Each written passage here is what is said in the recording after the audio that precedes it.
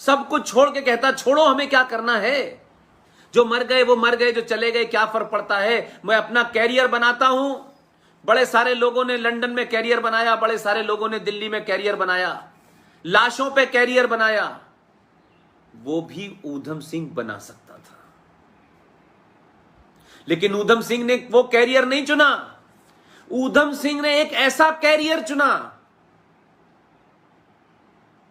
जिसका लक्ष्य फांसी था, जिसका लक्ष्य मौत थी, बेरहमी की मौत थी। वो ये जानते थे 21 साल तक इस उधेड़बुन ने उस युवा को, 20 साल के युवा को 21 साल तक जिंदा रखा कि जिसने जलियांवाला बाग का में ऑर्डर किया है, जिसकी देखरेख में हुआ है, इसका मैं पीछा करूंगा। आज तो लोग एक गांव से दूसरे गांव जाने में बहुत बड़ा महान तकलीफ महसूस करते हैं।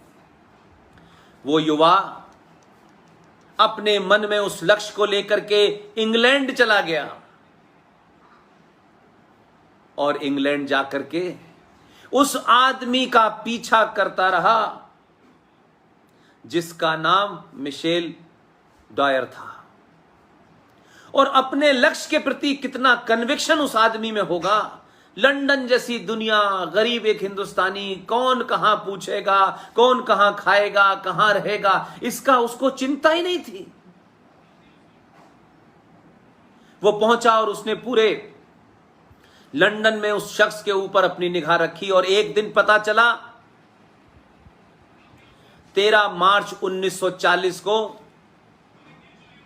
कि ये जो डायर नाम का शख्स था, जो बंगाल का गवर्नर था, ये रॉयल सेंट्रल एशियन सोसाइटी का एक हॉल है लंदन में, वहां किसी भाषण के लिए आने वाला है। आप देखिए, जरा गौर करिए, कितनी बड़ी इंस्पायरेशन है।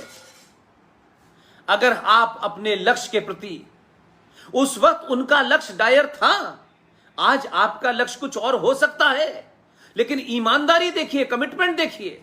सारे स्वार्थों से उठ करके उस शख्स ने उस लक्ष्य को प्राप्त करने के लिए, जब उसको पता चला कि लंदन के रॉयल सेंट्रल एशियन सोसाइटी के अंदर आज डॉयर जो है भाषण देने आने वाला है,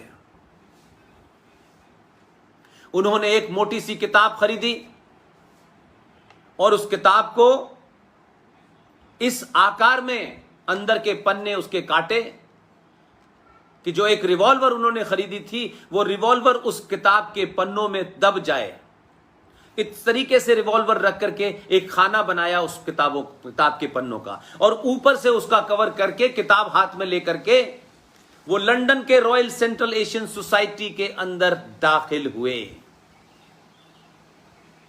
सब कुछ सुनते रहे। जब सब लोग उठे, वो भी उठे और गए और सीने में 3 गोलियां मारी। और गोली मारने के बाद पंजाब की धरती से पैदा हुआ वो महान पुत्र, उसने पीठ नहीं दिखाई, वो कायरों की तरह भागा नहीं, वो कहीं छुपा नहीं। उनके आखिरी शब्द हैं, आई डिड माई जॉब, मैंने अपना काम कर दिया है, कानून अपना काम करे। पुलिस ने गिरफ्तार कर लिया। गिरफ्तार करके चंद महीनों तक उनके ऊपर मुकदमा चला और उसी लंदन के कोर्ट में 4 जून को उन्हें दोषी करार दिया गया, डायर की हत्या का मुजरिम बताया गया और पेंट विलेज जेल में 31 जुलाई 1940 को उस महान क्रांतिकारी को फांसी दे दी गई। मेरा दुख दूसरा है। पंजाब के नौजवानों, समझो मैं क्या कहना चाहता हूं। मैंने ऊधम सिंह को नहीं देखा, लेकिन मैंने ऊधम सिंह के वंशजों को देखा है, उस परिवार के युवाओं को देखा है। इस तथाकथित आजादी में मैं दो बात आपके सामने रखना चाहता हूं। कभी अपने दिल पे हाथ रख के पंजाब के युवा ये सोचें, यह प्रोग्राम हो सकता है किसी संगठन का हो, यह संगठन माध्यम हो सकता है, लेकिन लक्ष्य पंजाब के सारे युवा हैं। उनकी क्या विचारधारा है, वो किस पार्टी से जुड़े हैं, ये मेरा कोई बहुत ज्यादा मतलब नहीं है।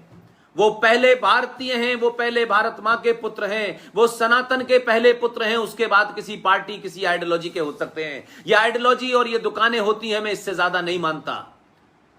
किसी दुनिया में कोई पॉलिटिकल पार्टी क्रांति नहीं लाती है, क्रांति समाज लाता है। क्रांति के बाद उस पर जो महल बनाते हैं वो राजनीतिक दल बनाते हैं। इसलिए मेरा फोकस राष्ट्र और राष्ट्र के अंदर समाज है।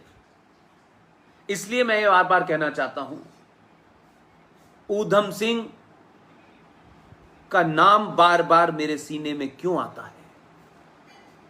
दिल्ली की सड़कों पर, राजपथ पर मैंने ऊधम सिंह के परिवार के वंशजों के पुत्र को देखा है। हाथ में एक टूटी हुई बोतल, कपड़े फटे हुए,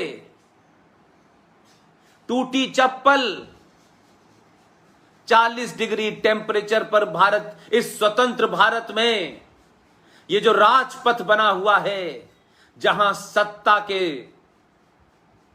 बड़े बड़े फिरौन बैठते हैं, जो देश की किस्मत को लिखते हैं, उस सत्ता के उस राजपथ पर ऊधम सिंह के परिवार का एक युवा, जो इतनी कम उम्र में बुजुर्ग लगता था, सड़कों पे ऐसे लगता था कि कोई पागल घूम रहा है। पिछले कई साल से दिल्ली में किसी ने खाना दे दिया तो खा लिया, किसी ने रोक गया तो सो गया। नहीं किसी ने जाना कि ये कौन है, ये क्या चाहता है भाई। नहीं पूछा हमने, क्योंकि हमारी राजनीति सत्ता के इर्द गिर्द, सत्ता का सुख भोगने और सत्ता के माध्यम से अपने घर भरने का एक माध्यम बन गया है।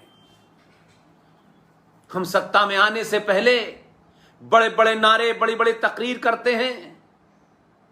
हम उन योद्धाओं को, वीरों को, साहसियों का नाम लेते हैं, लेकिन उन योद्धाओं की तस्वीर समाज को मूर्ख बनाने के लिए पार्टियों के ऑफिस पे टंग तो जाती है, लेकिन कोई पार्टी सत्ता में आने के बाद, अरे जो चले गए हैं उनका कुछ नहीं कर सकते तो उनके परिवार के लोगों को तो सम्मानित करके ऐसा कर दो कि उनको अपने पूर्वजों पर इस बात का गम न हो और आने वाली पीढ़ियां प्रेरणा लें कि जो देश के लिए जान देते हैं, ये देश उनके परिवार के लिए अपनी जान लगा देता है।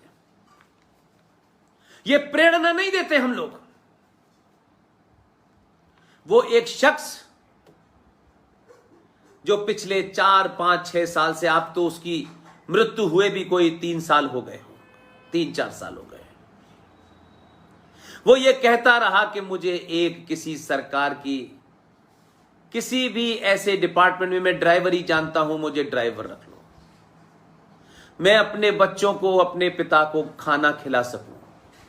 हम बहुत बुरे हालात में हैं, खाने को नहीं है, मुझे कोई टेम्परेरी नौकरी दे दो। उसे नौकरी नहीं इस देश के लोगों ने दी, क्योंकि लोगों को देश में, सत्ता में जब लोग बैठ जाते हैं तो इस लोकतंत्र के अंदर चुनावों से पहले लोक मजबूत होते हैं और चुनाव के बाद तंत्र मजबूत हो जाता है। जब तंत्र मजबूत हो जाता है तो लोग नजर नहीं आते, फिर सत्ता का तंत्र में आप फंसते हैं और उसमें आपको क्या मिलना चाहिए, क्या नहीं मिलना चाहिए, आप इसमें इन्वॉल्व हो जाते हैं। आप जिनकी लाशों पे पैर रख करके, जिनके कंधों पे पैर रख करके सत्ता के उस शीर्ष पर पहुंचते हैं, सबसे पहले आप उन्हें दूर कर देते हैं। यह दुनिया का ऐसा मुल्क है कि हम अपने बलिदानियों को सिर्फ बातों में, जुमलों में इस्तेमाल करते हैं। हमने कोई आज तक ऐसा डिपार्टमेंट नहीं बनाया, उस डिपार्टमेंट में कोई ऐसे लोग नहीं रखे कि अगर कोई भी एक पक्ष जो पूरे देश में यह काम करे, और उसमें ऐसे मिशनरी लोगों को नहीं लगाया। हमने हजारों डिपार्टमेंट बना दिए, हमने इलीगल तरीके से इस देश में माइनॉरिटी मिनिस्ट्री क्रिएट कर दी, क्योंकि वो वोट का एजेंडा है कि भगत सिंह के पुरुषार्थ के कारण, भगत सिंह के परिवार के बचे हुए लोग और ऊधम सिंह के बचे हुए लोग और भाई परमानंद और लाला लाजपत राय के बचे हुए परिवार के लोग आपके लिए वोट बैंक नहीं है, क्योंकि वो हार जीत में उनकी कोई गिनती नहीं है। जिनकी गिनती है जो दंगा कर सकते हैं, जो जिहाद फैला सकते हैं, जो देश को तोड़ सकते हैं, जो रेलों में आग लगा सकते हैं, जो बीमारी को फैला सकते हैं, जो चौराहे चौराहे सड़कें सड़कें रोक करके देश की मजबूत सरकारों को कमजोर कर सकते हैं, हिला सकते हैं, डिगा सकते हैं, झुका सकते हैं, सरकार उनकी बात सुनती है। वो ऊधम सिंह के परिवार के किसी एक वंशज को ड्राइवर की नौकरी नहीं दे पाती।